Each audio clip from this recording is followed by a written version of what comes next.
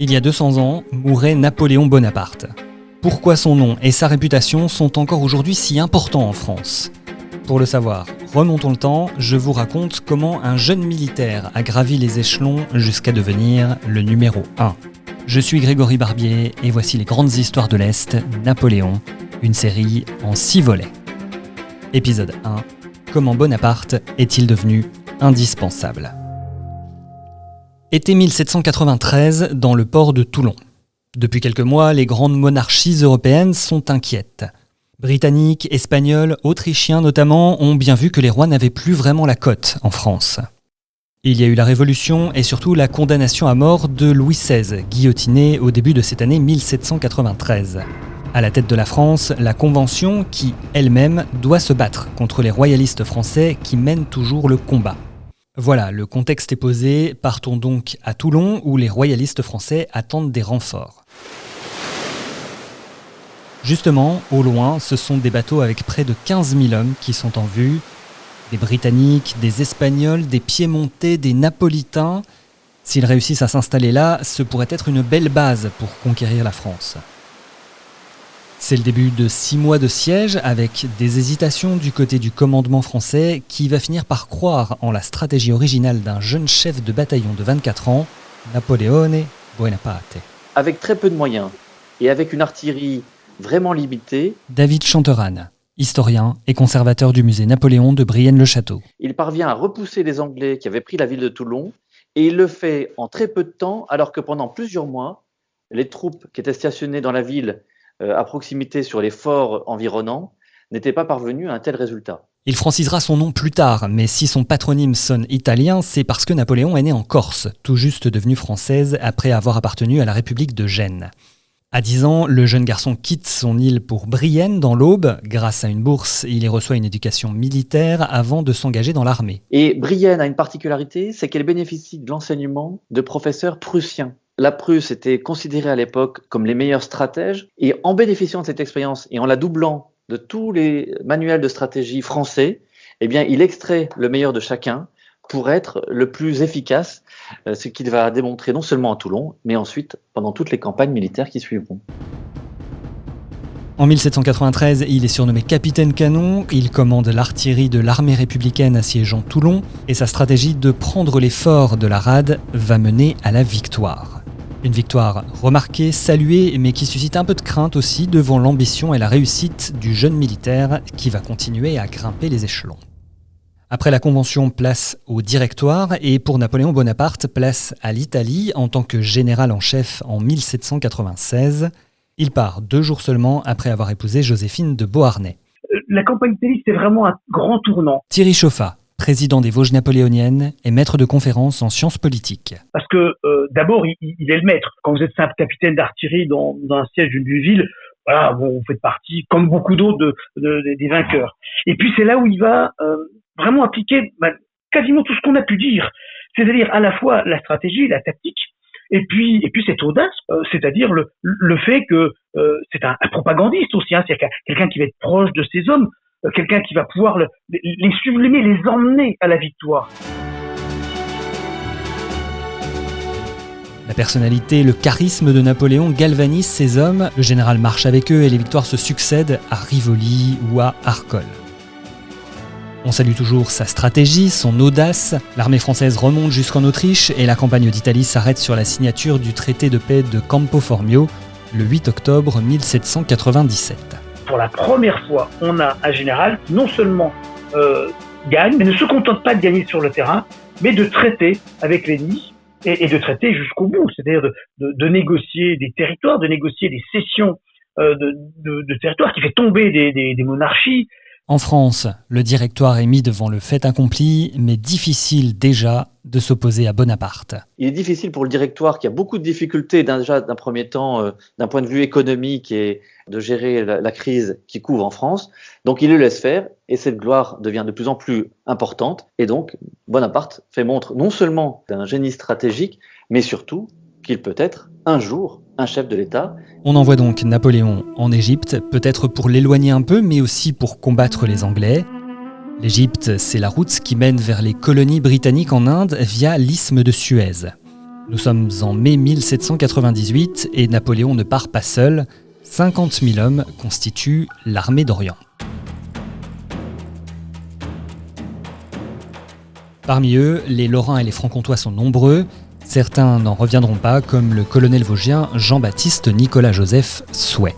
Et c'est loin d'être le seul. Après des succès à Malte ou devant les pyramides de Gizeh, ça se complique face à des Anglais qui bombardent les bateaux français dans la rade d'Aboukir. Une seule solution, aller de l'avant face aux Turcs qui stoppent la progression de Napoléon en Syrie. L'Orient fascine beaucoup Bonaparte. Thierry Chauffat. Mais il fascine aussi beaucoup tous les Français. L'Égypte, la Turquie, c'est quelque chose de magique sur lesquels on peut faire de grandes choses. Et pourquoi pas battre l'anglais, concurrencer l'anglais, lui couper la route des Indes et revenir par Constantinople sur l'Europe. Après tout, tout est réalisable. Et pendant que certains font la guerre, des scientifiques travaillent en Égypte. Ils ont été emmenés par Bonaparte, lui qui est fasciné par leur découverte depuis petit. Donc lorsqu'il part en Égypte, bien entendu, l'idée c'est de couper la route des Indes et de libérer le territoire égyptien. Mais au-delà de ça, c'est aussi non pas de faire uniquement qu'une campagne militaire, mais de faire une expédition. Et cette expédition, elle est scientifique, et c'est pour cette raison que Bonaparte emmène avec lui 167 savants qui vont s'évertuer à faire aussi mieux connaître l'histoire, la zoologie, les ressources d'un pays qui a quasiment disparu des mémoires depuis l'Antiquité.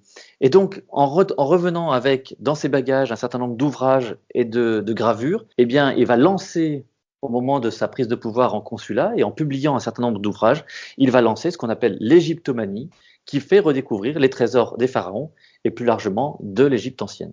Et au-delà de ce voyage, à la fin du XVIIIe et au début du XIXe siècle, certains scientifiques lorrains et franc-comtois vont voir leur carrière prendre de l'ampleur, cela grâce aux bourses et aux titres octroyés par Bonaparte.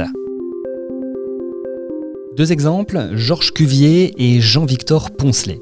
Le premier vient de Montbéliard, le deuxième est originaire de Metz.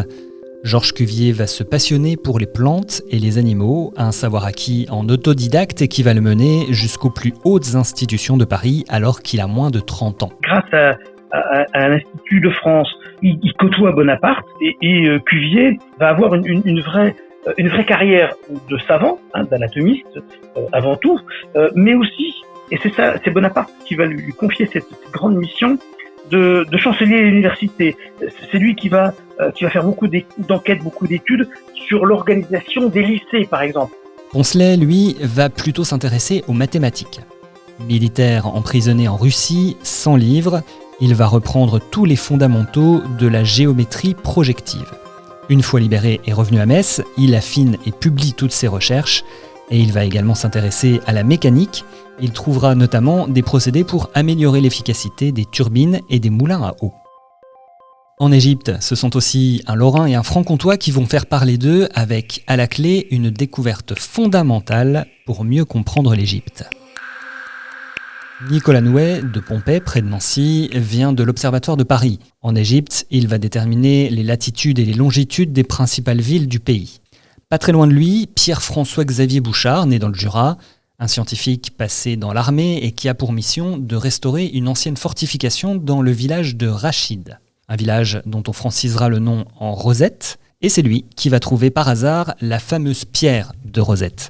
C'est un fragment de stèle qui est gravé et qui a une particularité. David Chanteran, historien et conservateur du musée Napoléon de Brienne-le-Château. C'est qu'elle possède 3 langues. À l'époque de Bonaparte, 2 seulement sont lisibles. Ces 3 langues, elles sont très simples. Il y en a une qui est bien sûr les hiéroglyphes qu'on n'arrive pas du tout à lire à l'époque, mais les 2 autres, c'est le démotique et le grec. Et en faisant la comparaison des 3 textes qui signifient la même chose, on arrive à découvrir ce que les hiéroglyphes signifient. Mais cette plaque, elle sera prise par les Anglais, mais entre-temps, les Français sont parvenus à faire une empreinte du document originel. Il faudra plusieurs années pour que Champollion puisse la décrypter. Et donc, d'une certaine manière, c'est la base même de l'égyptologie moderne. C'est cette pierre de Rosette, et c'est au moment de la campagne d'Égypte que Bonaparte finalement a rendu cela possible.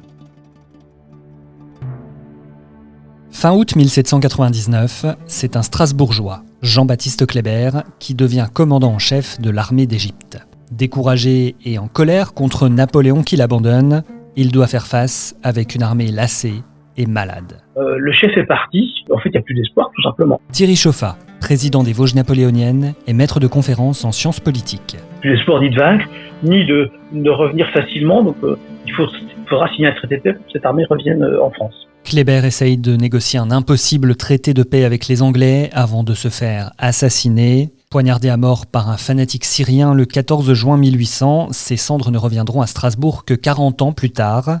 Aujourd'hui encore, ses restes reposent dans un caveau au centre de la place qui porte son nom, la place Kléber, sous la statue le représentant.